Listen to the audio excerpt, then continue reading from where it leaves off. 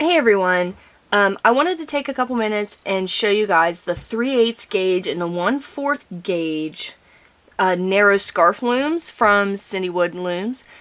Now these are both pre-order looms for February 2017. All that info is in the description below, but I wanted to kind of go over the purpose of these looms.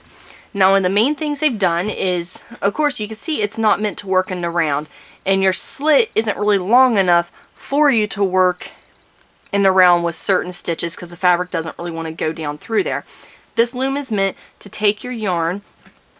I'll grab a scrap here real quick, which I'll do better tutorial videos for this and patterns and stuff. I just want to give you guys an idea. Now this loom is meant to work more like this.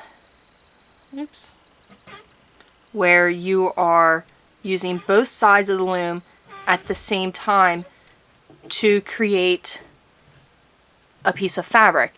And what is good about the pegs being closer together is with the narrower gauge, you're able to create a tighter stitch, which is very important when you're using the double knitting or rake style technique with a loom. Now you can use this loom just one side if you want to use it to make, you know, dish towels, washcloths, things like that, or scarves, or just any type of flat panel. Of course you can do other things as well, but it's really meant to be used in the rake or double knitting fashion to create a tighter stitch and a more even looking finished project. And it's also really nice when you're doing the double knitting with two different collars and you're creating pictures.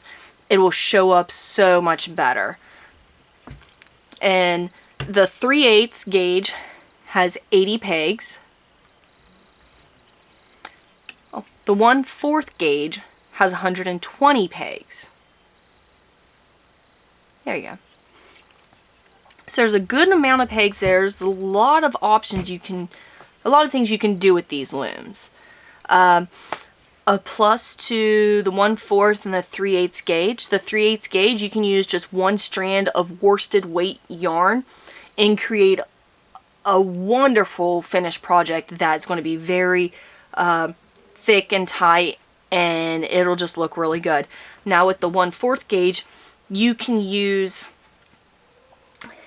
like a light worsted, or you can use like like your sock weight, like your 2s and 3s, just depending on the yarn itself. But you can use a lot finer yarn. A lot of your artisan yarns come real thin like that, so you can use one of those on this as well easily without having to double or triple your yarn to get the result that you're looking for.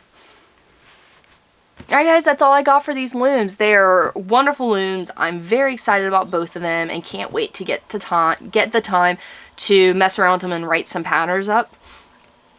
Thank you guys so much for taking the time to watch this video. Any questions or comments, you can leave them in the comment section below. All the ordering info is in the description below. And again, thank you guys for watching, and don't forget to subscribe.